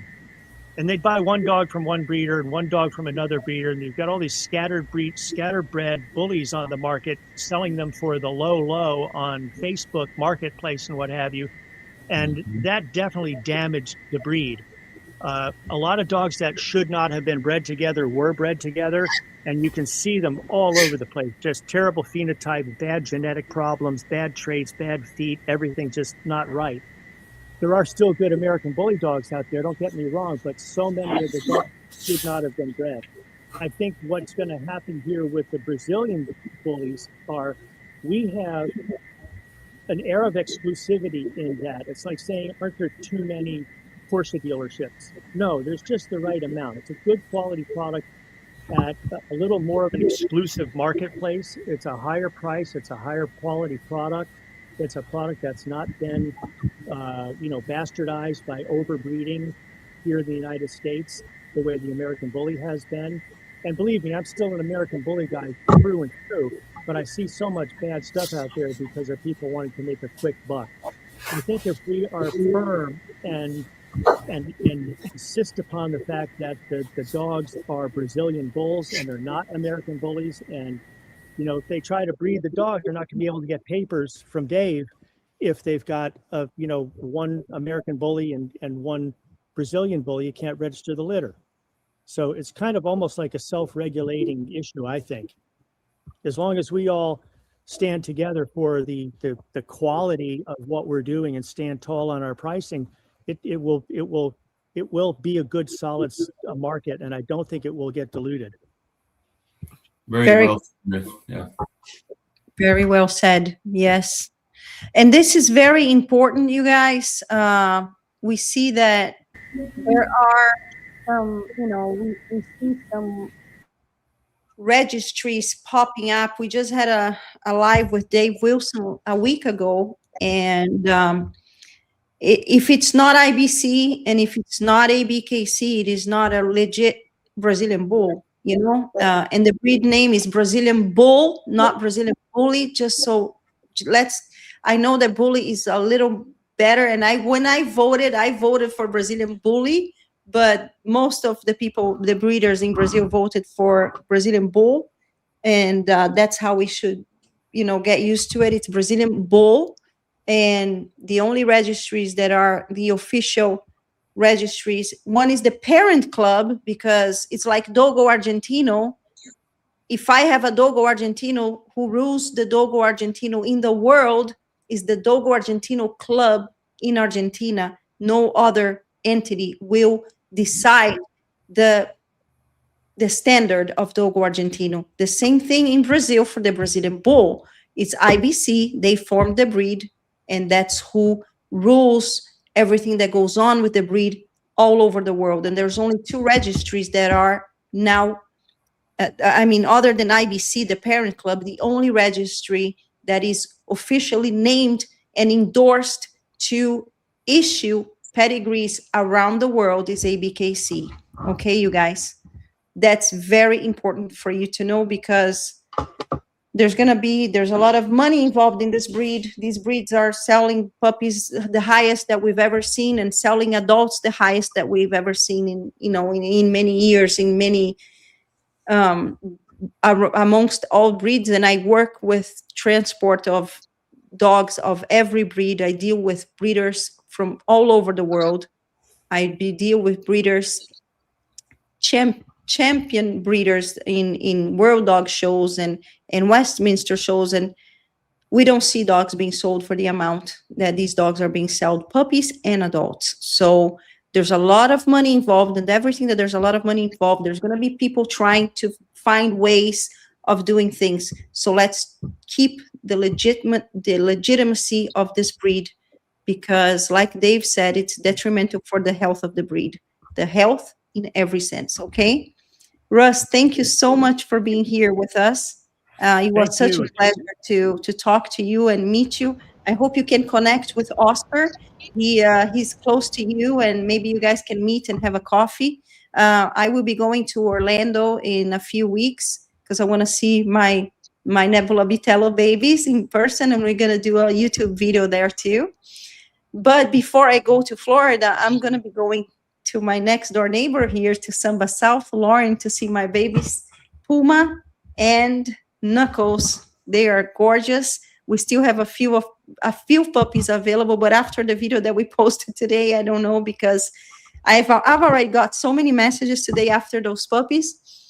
And I think that one of the things that we were talking about when MTM asked us that question is the great thing about having us with this huge gene pool here forming, not huge, but at least, for the breed is so young, and there are so many individuals amongst us and a few other breeders that are out there also doing what we're doing, flowers to all of them, that soon you're not going to have to spend that $3,000-$4,000 anymore going to Brazil all the time. You're going to have great gene pool here in America. So at least that's going to be some kind of savings for the ones buying real Brazilian bulls from the real Brazilian bull breeders here in America. Thank you so much, Russ. I know you got a lot to do tomorrow, and it's late there in Florida. We are ready to go do progesterone testing on Savari right now. Oh, there you go. Okay. Russ, it was nice meeting you. Nice meeting you. Hope to speak to you again soon. Wish Thank you the best very of luck. much, everyone. It's an honor to be in your presence. I love it. Thank you so much. Thank you very much. Russ, Thank you so sharing much. your whole experience, man. It's really appreciated. I'll see you again, and we're gonna All right. talk for 5 more minutes. I have some talks to do, and we'll talk soon. Thank you so much, Russ. Everybody, follow Showtime Bullies Florida on Instagram. Ciao, ciao. Thank you. Ciao. Thank Bye. you. Have a Yep. good night. That's it, guys. That was so nice. So happy that that we were able to meet him a little better. I know that there's a lot of people that didn't really know Russ, and I've been talking to him for another, for at least a year and a half, 2 years, and he's been invested a lot in this breed, and he deserves his flowers, So, hi. I just want to say hi to my family. I want to ask Lauren how the babies are doing. Can we see one of your babies, please? Who do you want to see? Oh, the blue. The blue boy? He's my favorite. Do you have a name for him already? I think you guys are going to keep that boy. Didi hasn't seen the little female. What was her name? Majesty. Yes, Majesty. Oh my gosh, she is beautiful. That girl is beautiful. Hey, guys, if you guys that are watching here, go to my Instagram real quick and see the last video that we posted on Samba South litter. He is so big. He is gorgeous. 5 weeks old. The blue boy from Puma and Knuckles. That's a beautiful boy, for sure. Yes, I haven't weighed him since Tuesday, but Tuesday he was 9 pounds 8 ounces. He's got a big head on him, Yeah, he's got a big head. He's a sweet boy. and I love that black nose. Yes. Yes. Cute. Can you bring Majesty? Everybody wants to see Majesty. I think she is everyone's favorite here, at least in the comments. A lot of people love Majesty. Aurea, I know you've mentioned it a time or two in this live, but I can't express enough how important it is for people to understand about the registries, the IBC and the ABKC. Yes, and oh my goodness. I want people to understand. Yes, and me and Dave, we're going live on Tuesday in France with a registry in France that invited us to talk. So Gotcha. Tuesday night, Tuesday afternoon, maybe. Oh my goodness, that's majesty. Show us her face. Look at that face. Oh my She God. She is something else. Woo. Very beautiful. Look at the dome on that girl. That's a girl, guys. Yeah. Mm-mm-mm. Yeah. Beautiful girl. She is. She's fun. Beautiful. Gorgeous litter. Yes. So we had this week we had delivered Sienna and Flex to Vito. Vito has two new Samba pups, and he's in love with Flex. I already know. He already. Oh, you did very well, Vito. I'm so proud of you. My last video. Your last video, you did really great, because you guys here between us, Vito, he will take 50 pictures of the puppies and he's going to post all of the 50 pictures.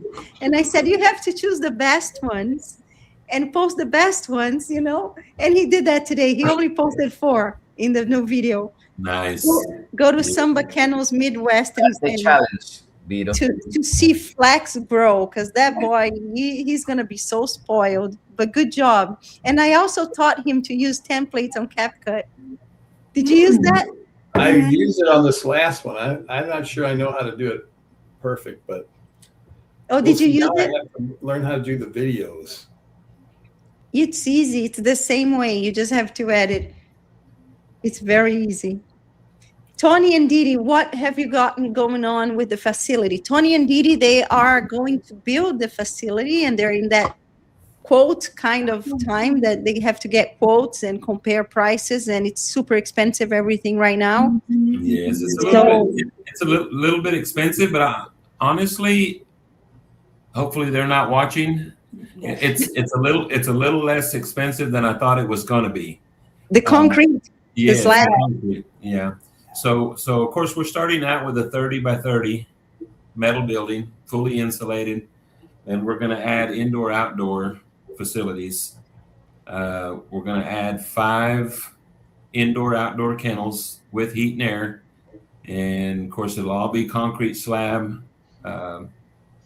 There'll be 5 by 5 on the inside and 5 by 15 on the exterior.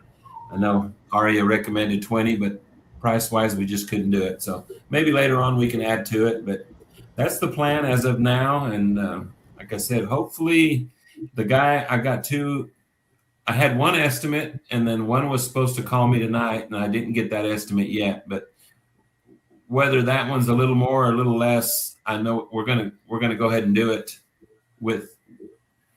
Like I said, a good friend of mine quoted me the first time, so we'll probably one way or another we're going to go ahead and have it done within. He said probably within 2 weeks he could get to it. So.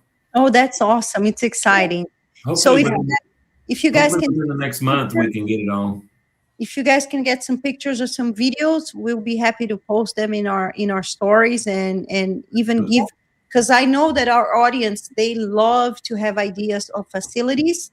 And whenever we are in the process of, doing a little project, even I like to show little projects, even if it's just like a little yard for my puppies. And I've been lacking time to do that, but I'm going to do a little yard for my puppies to play. And I will be filming all the process to share with everybody here, because I know that they love this type of content, and I used to love it too when I didn't have any ideas. I'm always searching for play yard. Yeah. You guys need to make a video with that Rolls Royce bathtub you bought. Yeah, right. Oh yeah, we love that thing. Off. Yeah, we love that thing. That is awesome. It's been a Have big. you bathed all the dogs in it already? I'm sorry. Have you bathed the dogs in it already? Not yet. We're gonna get the big German Shepherd in there. Oh, she's you needing do it. a video. Yeah, we will. She's needing it pretty bad. Yeah, she's She's an old girl. She's an old girl, and she's too big to pick up and put her in the bathtub. So, yeah, I've never seen a bathtub so high tech. It's nice. It's got a blower, and it's with heat. There you go. That's a video that you have to do for us. LED lights. I mean, it was totally worth it. Every penny. No beer holder though. Yeah, it doesn't have a beer holder. First class. Yeah, we'll make a video. That'll be nice for sure. I'm still kneeling in the bathtub. Lauren. I'm still kneeling at the bathtub with my dogs. Yeah, I know it. It's tough on your back. Yeah, it is. It's awful. Lauren, can you talk a little bit about your experience with these 15 puppies growing so healthy, and now it's that time of the mess, now it starts the mess. They're on mush and mama is not with them anymore. How are you doing it, girl? I don't know how you're doing it. Honestly, like I was telling, I don't remember who I was telling earlier. It's not terrible because we have a litter box system also with them, and I started them at about 3.5 weeks old using a litter box with pine pellets from Tractor Supply in the bottom. Those are $8 for a 50-pound bag at Tractor Supply. They have 1 or 2 accidents maybe outside of the boxes a day. So all I really have to do is wash their bowls from feeding them the mush, and clean up out of the boxes, and it's not terrible. I have to sweep because those pellets will dissolve some when they pee in them and when they step out, but it's pretty easy, honestly. The most time spent is making the food and washing the bowls. Well, and that's also because you started at 3 weeks. So you guys, of course, as soon as they start being able to really be mobile, and they don't, it's a natural thing for dogs. Dogs do not want to use the bathroom where they sleep. Same thing when you're kennel training. If you have a kennel that's big enough where your dog can get out of it, you are defeating the purpose because they're going to use the other side of the kennel to use the bathroom. So it really is. It's really easy to do. A lot of people just kind of get frustrated and fed up and don't know where to start. So as long as you have a spot for them to go, they'll go use that instead of where they're at if they can prevent it. That's the next step for Oscar. How are they doing, Oscar? A lot of work there. You look tired. I'm so tired. We are completely opposite with Lauren. Now she's saying it's easy. Before I was saying it was easy. Now it's being hard for me, because Nebula was doing everything, absolutely everything. So right now, I'm like, we were talking on the phone with Aurea like 2 days ago. I say I'm gonna be trying different things, try kind of figure it out. But these puppies, they don't know how to do, and they just go against to the wall or against to whatever I have, and I just find poop on the walls, on the boxes or whatever I have using to split the spaces. And did you put the shavings or did you put the pellets? I did, yes. But the Nebula went in there and spread the pellets all over the place. So, it's not their fault. They don't know where. What do you have the pellets in, Oscar? Say it again. What do you have the pellets in? I don't understand the question. On a tray. He had it on a tray. What kind of a tray, though? I sent him the rabbit ones. I have it on the crate. The crate. The crate. So the lifts on those are very, very low. So it's very easy for them to knock them out. It's too low. I just ordered the right ones, but it's 10 days. It's gonna take 10 days to get here. So you didn't find them at Tractor Supply? I didn't find any at Tractor Supply. Because I think suggestion, when you get them, Oscar, and you're trying to start the puppies, make the potty area bigger than their sleep area. Make the potty area at least half of the pen. You have to make sure that they have enough room, and then once they start knowing that that's where they go, you can make the area smaller that they use the bathroom in once they know that the pellets are where they have to use the bathroom. No, and I was checking them today, like for 2 hours maybe, and a few of them already know. I mean, these dogs are so smart, you know. I just started yesterday, so it's kind of frustrating for me the first days. I'm not really patient, so working on my patience.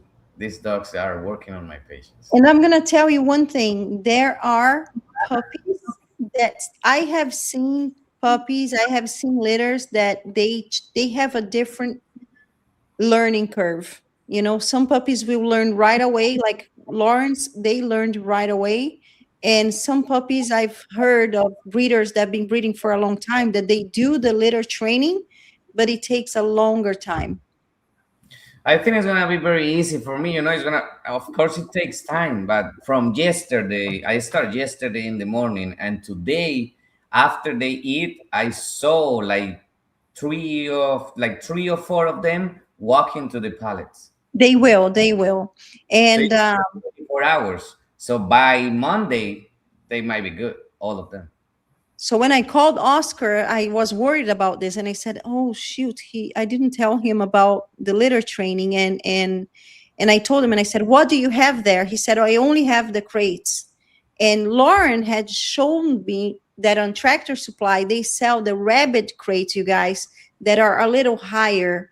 They're taller, so they will hold the pallets better. And that's what I use here now. So I sent him the link, but it will make a difference. I had the pallets and all the stuff, but I didn't know that tray, it was not gonna work. I mean, it's working for now. But I already ordered the right ones. Did you, But Oscar, yep. did you split it down the middle for boys and girls, or is it just all together? No, I I'm just kidding. they're all together. God. Yeah. Oh, everyone, we might be at least the three of us, Samba South and Samba Red River and me. We might be at Rumble in the Jungle. That's going to happen in Dallas Saturday. Yep. So we don't have a booth there, do we? No. No, but we're going to find a place to be. Yeah, It's so crowded there. they sold out pretty quick. I think he sold like 189 booths. Yeah, they sell very quick. We have a big we have a big schedule for showing this week. I'm also going to be at Cinco de Mayo at Buena Vista Show, Cinco de Mayo in California, May 2nd, if I'm not mistaken. Yes. Yeah. Is that the 2nd? We have Rumble. While I'm in California, you guys are going to be in Longview, correct? Correct. Yes. Okay. And then Perfect.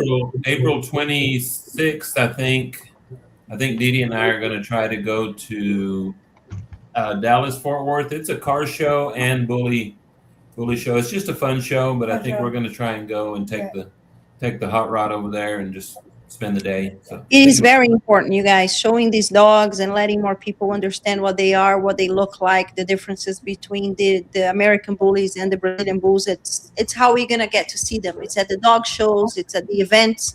And this is why I consider so important for us to be doing this, to bringing, information and knowledge and a little bit of experience that we can share to all of you that are I have a lot of people watching here that are experienced breeders, but we also have a lot of people that are learning it, that are wanting to become a breeder or a new owner of this breed. So let's keep what we're doing. Let's keep up the good energy, the good vibe, the Samba vibe of giving flowers to everybody that deserve the flowers, bringing more people to this platform. I want to interview more and more Brazilian Bull breeders, Brazilian Bull owners, and bring a lot of information to them. It's about time that we finish here. We've been already for 2 hours live, and as usual, it's such a great time for us. It flies by. And I want to thank each one of you here with me, Lauren, Ryan, Vito, Tony, Didi, Oscar, you guys, thank you for being with us in this journey. We're making history.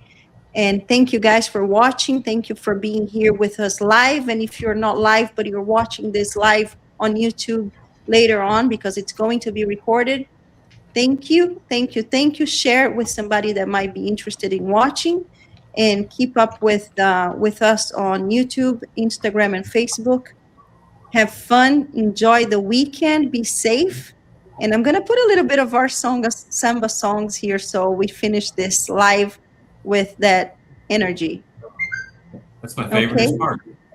All right. Bye, guys. Thank you so much. We'll see you next week, okay? Bye, guys. Good night. Yeah. No talk. Our results. Yeah. We from the yard where the champs don't sleep.